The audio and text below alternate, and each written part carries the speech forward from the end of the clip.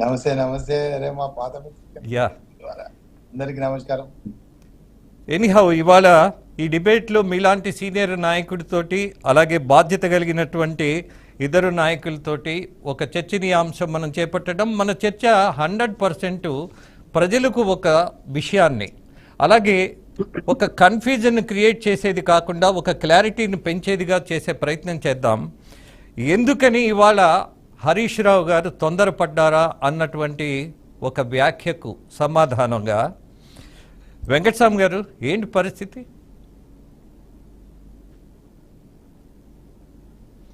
అలాగే సుందరరాజు గారు మీతో ప్రారంభిస్తా, వెంకటస్వామి గారిని తర్వాత ప్రశ్నిస్తా. బీఆర్ఎస్ నాయకులుగా ఇవాళ ఏం ఆశించి ఇంత తొందరపాటు అన్నటువంటి ఒక ప్రశ్న వస్తోంది. రాజీనామాల దాకా వెళ్లాల్సిన అవసరం ఉందంటారా? ముందుగా ఇద్దరు అన్నయ్యలకు నమస్కారం అన్న. విజయరామారాయణ గారికి, కత్తి వెంకటస్వామి గారికి నమస్కారం అన్న. నమస్తే. మీరు అడిగిన ప్రశ్న బాగుంది. ఇవాళ మా తపన అంతా తెలంగాణ ప్రజల తరపున కాంగ్రెస్ గారు పార్టీ ఇచ్చిన హామీలు నెరవేర్చాలన్న తపన తప్పడిచ్చి వాళ్ళ మీద కక్ష సాధింపు కాదు, ఇదేదో రేవంత్ రెడ్డిని దించాలనేది కాదు. మీరు అసెంబ్లీ ఎలక్షన్ ముందు కూడా చాలా వాగ్దానాలు చేసిర్రు. గంట గట్టి డేట్ తో సహా చెప్పిళ్ళు 9వ తారీఖు నాడు రుణమాఫీ అని. మీరు చెప్పినవి చెయ్యాలనేదే మా ప్రజల పక్షాన మేము అడుగుతాం. ఇవాళ ప్రజలకు చేయమంటారు కానీ ఇవాళ కేసీఆర్ తన ఇంటికి చేయమని అనట్లేదు కదా.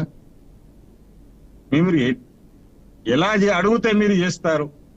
మీరు రాజీనామా చేస్తారన్నా జర భయపడో భక్తికో చేస్తారన్న తపన తప్పడిచ్చి ఎటు చూసినా బీఆర్ఎస్ నాయకులు అందరూ ఇవాళ మా హరీష్ అన్న కావచ్చు, కేసీఆర్ కావచ్చు, కేటీఆర్ కావచ్చు, ప్రజల పక్షాన్ని అడగడమే మిమ్మల్ని. మీరు ఇచ్చిన హామీలు చేయమంటున్నారు. ఏదో మేము కొండమ్మ కోరికలు కోరిక మీరు చేస్తారా చేయరని అనట్లేదు కదా. మీరు ఇచ్చిన హామీలు, మీరు చేస్తారన్న హామీలను ఛాలెంజ్ రూపంగా యాక్సెప్ట్ చేయండి. మీరు నిజంగా ఆగస్టు 15కు చేస్తాను అన్నప్పుడు we will take it as accept. మీరు ఛాలెంజ్ యాక్సెప్ట్ చేయండి. అది దాని మేలు ఎవరికి జరుగుతుంది? ప్రజలకే కదా. వాళ్ళ ప్రజలకు లాభం జరగాలనే కదా. మీరు చాలా ఆశలు చూపించు. ఇవాళ కాంగ్రెస్ అబద్ధాల పునాదుల మీద ఇవాళ పార్టీ నిలబడ్డది. ఈ అబద్ధాలు ఎన్ని రోజులు చెప్తారు మీరు? డిసెంబర్ 9 చెప్పిళ్ళు, 100 రోజులు అన్నారు, 100 రోజులు అయిపోయింది.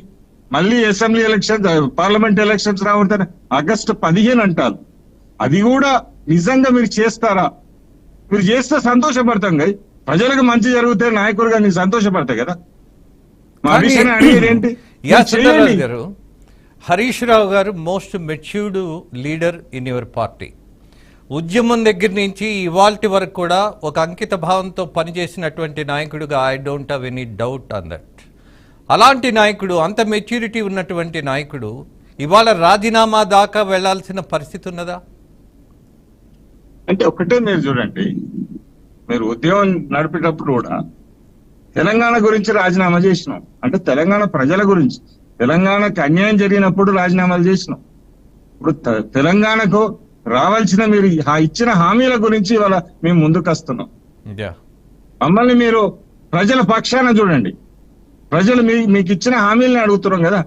అదర్ దాన్ దాట్ కాదు కదా. మీరు నిజంగా చేసిల్లు అనుకోండి, నష్టం మాకు జరుగుతుంది కావచ్చు, లాభం మీకే జరుగుతుంది కదా. మిమ్మల్ని ప్రజలు మెచ్చుకుంటారు కదా. మీరు యాక్సెప్ట్ ఎందుకు చేయరు?